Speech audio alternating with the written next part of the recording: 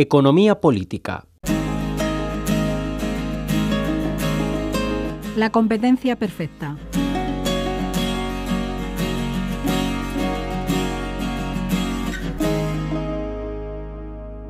Se habla mucho de la competencia perfecta, pero ¿qué es realmente un mercado perfectamente competitivo, profesor Gimeno? Es un mercado en el que tenemos un bien o servicio homogéneo, es decir, que da igual cuál sea el oferente, el bien o servicio que se recibe para el consumidor, para el demandante, es indiferente, es homogéneo. Segundo, con un elevado número de oferentes y demandantes. Un elevado número significa muchos oferentes y muchos demandantes, de modo que ninguno de ellos tenga capacidad de influencia en las condiciones de ese mercado, especialmente sobre el precio. Es decir, para todos ellos el precio sea un dato. Por eso decimos que son mercados en los que demandantes y oferentes son precio aceptantes, porque no pueden influir en él. Es decir, son cada uno de ellos tan pequeño que no se nota en el mercado las decisiones que tomen, ¿no? Y por último, y en parte ligado al anterior, con libertad de entrada y salida. Por destacar las entradas fundamentales, significa que en ese mercado cualquiera que quiera ser oferente puede ofrecer ese bien y cualquiera que quiera dejarlo lo puede dejar, ¿no?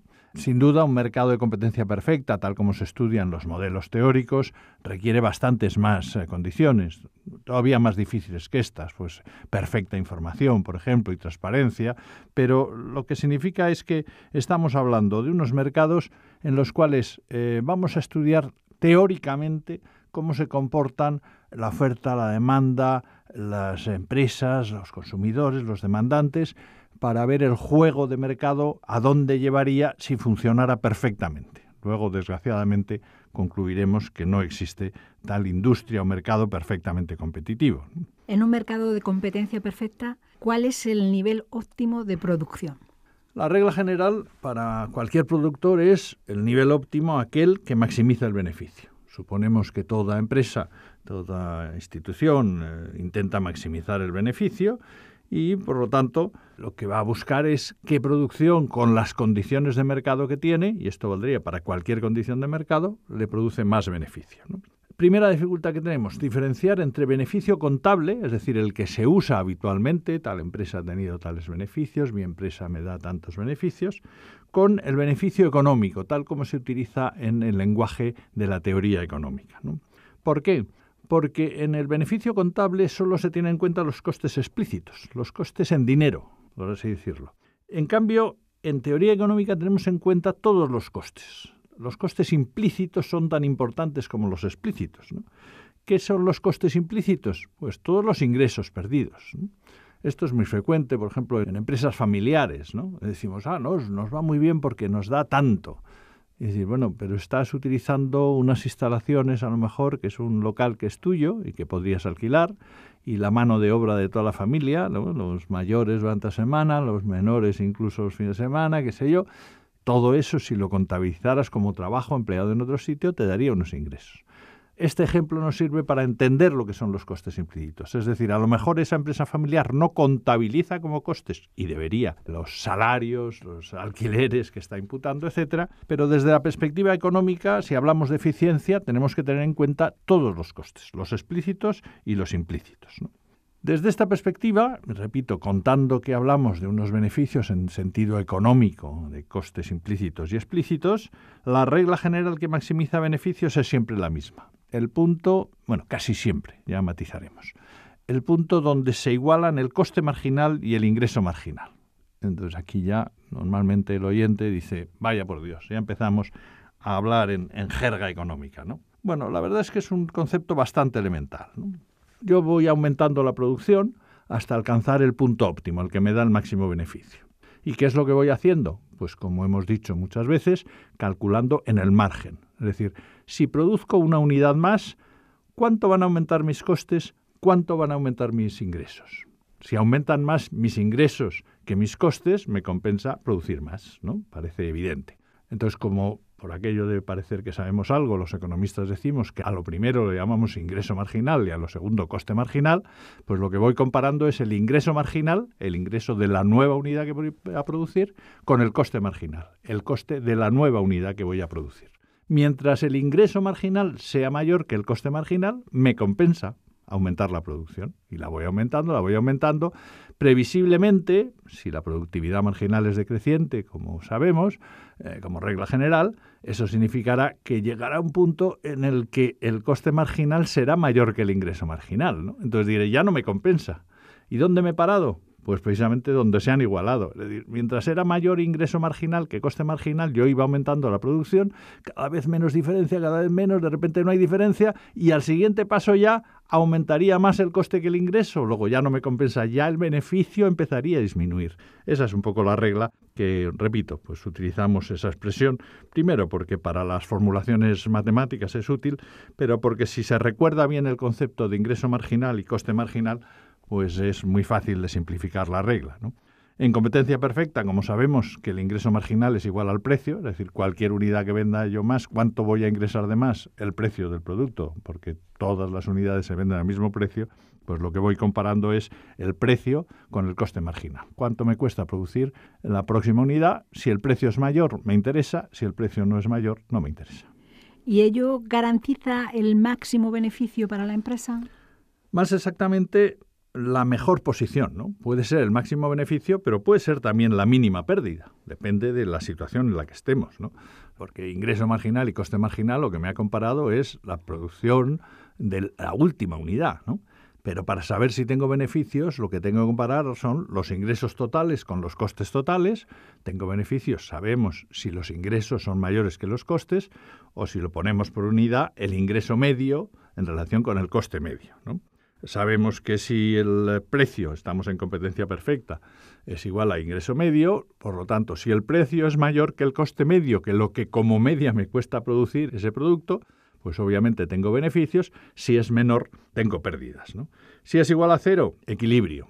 ¿Y qué significa equilibrio? Porque claro, cuando decimos normalmente el beneficio es igual a cero, pues la respuesta natural que dice, entonces no me interesa producir.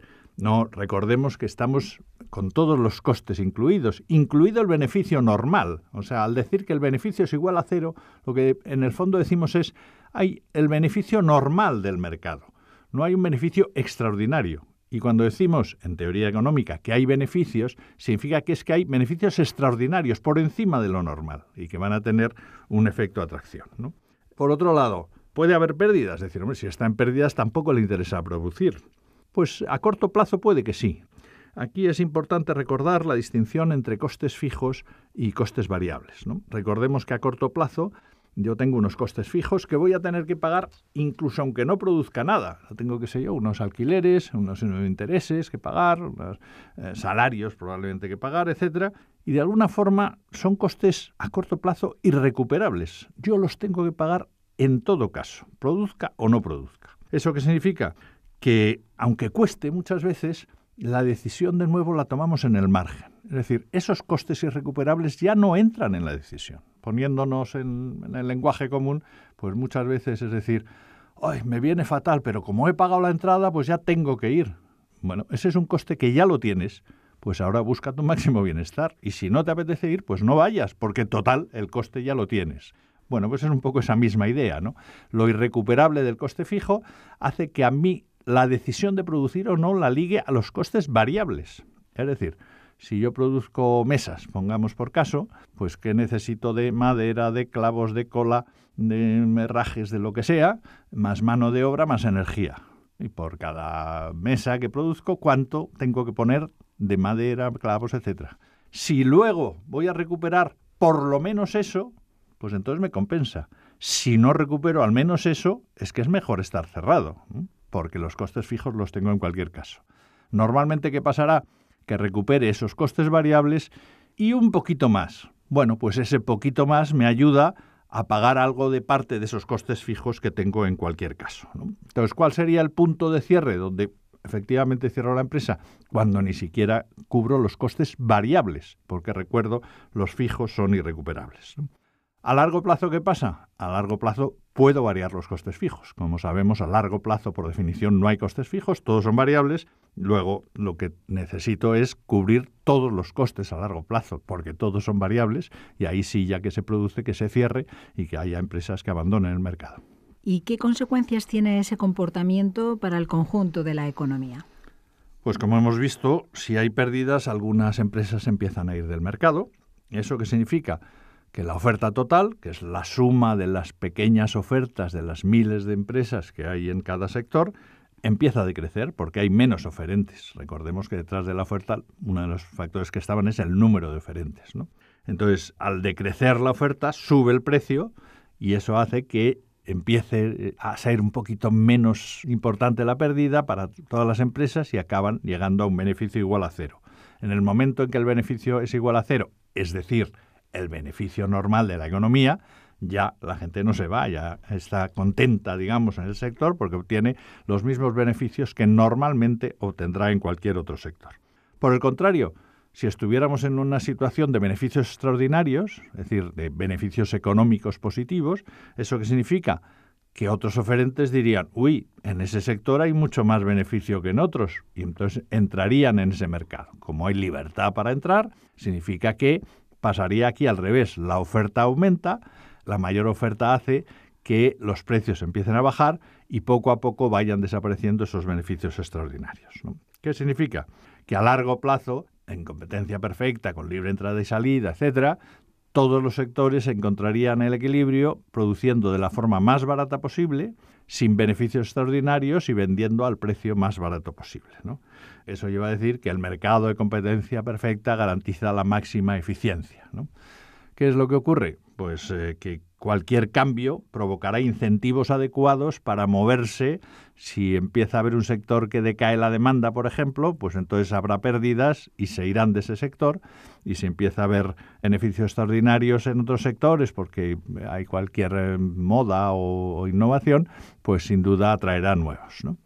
El problema está claro en que las condiciones de competencia perfecta realmente difícilmente se cumplen y eso significa que no podemos generalizar que la competencia del mercado lleve a la máxima eficiencia, porque la competencia perfecta prácticamente no existe en la realidad. Muchas gracias, profesor Gimeno. Gracias.